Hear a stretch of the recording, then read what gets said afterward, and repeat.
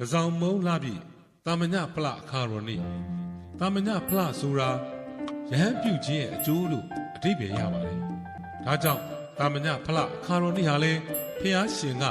ယဟန်ပြုတ်ခြင်းရဲ့အကျိုးကိုဟောကြားခဲ့တဲ့နေ့ပါပဲ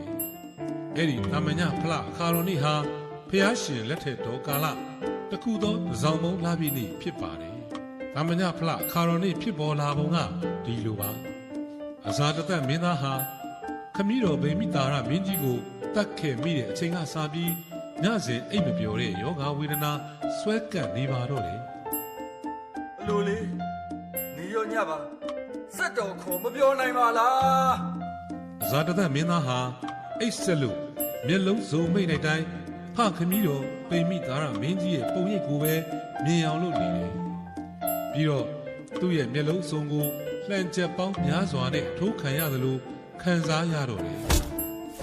အမလေးအစာတသက်မင်းသားအဲ့ဒီလိုအိတ်မပျော်တဲ့ယောဂဝေဒနာကိုစေးသမားတော်မျိုးစုံနဲ့ကုသစေတော်လဲပျောက်ကင်းမှုမရှိဘဲအိတ်မပျော်တဲ့ဝေဒနာပိုလို့ဆိုးလာတော့တယ်ဘူးကြီးမကြီးတို့ငါကူတော်မြတ်ရဲ့အိတ်မပျော်ခြင်းဝေဒနာပျောက်ကင်းစေဖို့ဘယ်လိုလုပ်ရပါမလဲအကြံဉာဏ်များပေးကြပါဦးကွယ်မှန်လားပါအဲ့ဒီကိစ္စအတွက်ဒိဋ္ဌိဆရာကြီး6ဦးစီမှချင်းကပ်မေးမြန်းတင်ပါတယ်အရှင်မင်းကြီးအဲ့ဒီလိုမုံမတ်တို့ရဲ့အကြံပေးချက်ရအဇာလသက်မင်းကြီးဟာဒိဋ္ဌိဆရာကြီး6ဦးစီတွားရောက်မေးမြန်းလေတယ်အရှင်ကြီးတို့ကျွန်ုပ်ယခုခံစားနေရတဲ့ဝေဒနာဟာ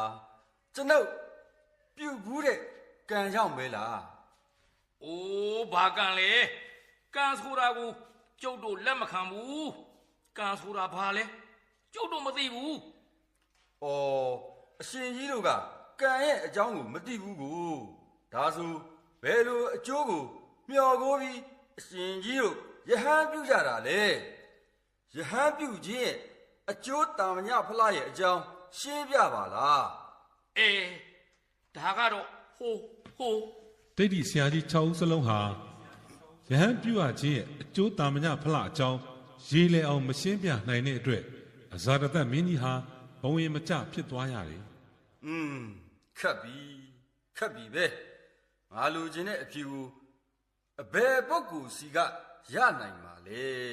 အဇာတသက်မင်းကြီးရဲ့အခက်အခဲကိုတည်သွားတဲ့သမားတော်ကြီးဇီဝကကအကြံပြုလျှောက်ထားနေတယ်အရှင်မင်းကြီးတိလိုတာကိုဗုဒ္ဓမြတ်စွာဘုရားရှင်ပဲဖြေနိုင်ပါလိမ့်မယ်ဘုရားရှင်ထံတွားရောက်မေးမြန်းသင့်ပါတယ်အရှင်မင်းကြီး